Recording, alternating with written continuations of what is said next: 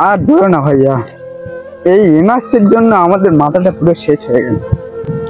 সেই 1972 সালের আবার বলছে যে ওই কাগজ দেখাতে হবে, তাহলে আমরা কোথায় পাবো? আর ভাই ওদের বড় বড় অফিসের কথা শুনে তো আমাদের মানে মাথায় হ্যান করছে। কোথায় যাবো, কোথায় চলবো আমরা? তাও না হতো কাগজটা।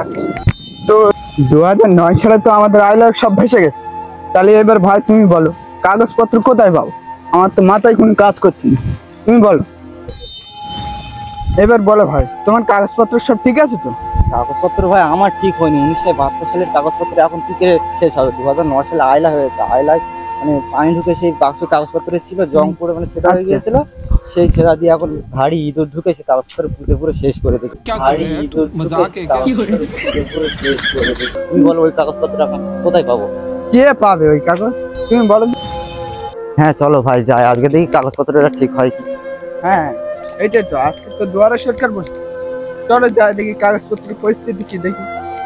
যদি ইনশাল্লাহ হয়ে যায় তাহলে আমরা বেঁচে গেছি, না তো আর কি করবো বাংলাদেশ মেলায় চিন্তায় পড়ে গেছে। আরে এই লোক এখানে বসে কি করছে? চলো তো শুনি কি করছে। আরে ভাই তুমি মাথায় হাতে কি চিন্তা করছো? ও ভাই কি চিন্তা করছো?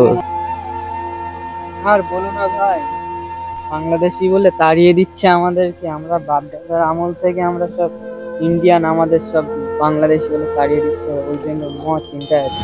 চলো ভাই মন খারাপ করার দরকার নেই, সামনে স্কুলে দুয়ারি সরকার বলেছে, চলো ওখানে গিয়ে সবাই আসি। মন ঠিক খারাপ করে করে আসি, চলো। বলেছে তালি? হ্যাঁ বলেছে, চলো। আচ্ছা ঠিক আছে ভাই, চলো তাহলে। চলো চলো চলো। চলো চলো।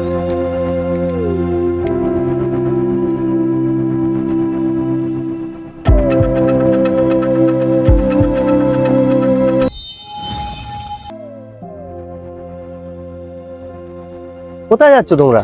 আরে ভাই কোথায় যাচ্ছ? চারজনে কাগজপত্র নিয়ে হাতে কোথায় যাচ্ছ? আর বলো না ভাই, হ্যাঁ। আজকে নাকি স্কুলে দুয়ারে সরকার এসছে, হ্যাঁ। তাই দেখছি যে কাগজপত্র মানে ঠিক আছে কি। সামনে তো এনআরসি চলে আসছে, আমাদের আচ্ছা। বাসের লাইন নেই, ও আচ্ছা আচ্ছা, কি করবো বলো? হ্যাঁ মহা মুশকিল তো। তাহলে এইসব কাগজপত্র তোমরা ঠিক করতে যাচ্ছ? হ্যাঁ। সে তোমরা চারজনের সব একই ব্যাপার? হ্যাঁ হ্যাঁ।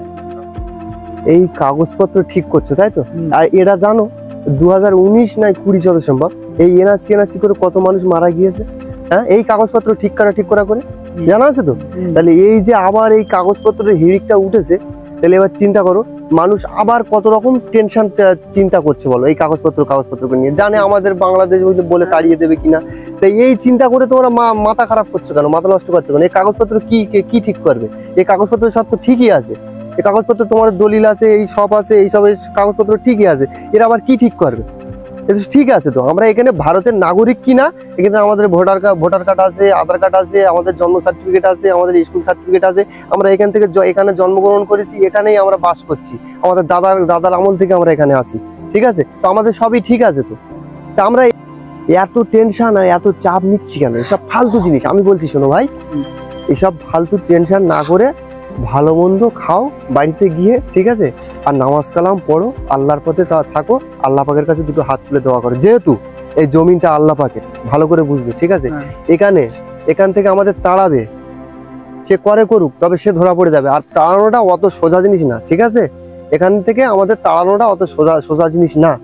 এইভাবে কখনো হয়? কাগজপত্র সব ঠিকই থাকা সত্ত্বেও এটা লাগো ওটা, তার মানে কি এটা একটা ছুতো যে দেশ থেকে তাড়াবো, এ করবো, এখানে তাড়াবো, এত মানুষকে একসাথে তাড়িয়ে কোথায় দেবে, কোথায় রাখবে? এটা কি হয় সম্ভব? কখনো অসম্ভব। আমরা সাধারণ মানুষ, আমরা বুঝি না, ঠিক আছে? এত টেনশন নিয়ে কোনো লাভ নেই। চলো বাড়িতে গিয়ে সব নামাজ কালাম পড়বো, ভালো মন্দ খাওয়া দাওয়া করবো। ভাই সরকারি অনুযায়ী আমাদের যেতে হবে। ও বাদ দাও দিন ওসব। ও সরকারে তুমি আজকের এটা ঠিক করে আনবে, কালকের বলবে এটা ভুল হয়েছে, আবার পরশু এটা ঠিক করে আনবে, বলবে এটা ভুল হয়েছে। তো হচ্ছে, আজকে এটা ঠিক হয়ে গেছে, কালকে অন্যটা খারাপ হচ্ছে। ওইটাই তো, ওই জন্য বলছি এই টেনশন করতে করতে মাথার চুল পেকে যাবে, তুমি শেষ হয়ে যাবে, কাগজপত্র ঠিক হবে না সারা জীবনের জন্য। ওই জন্য বলে বিন্দাস থাকো। চলো এনআরসি কাগজ ঠিক করছে, চলো।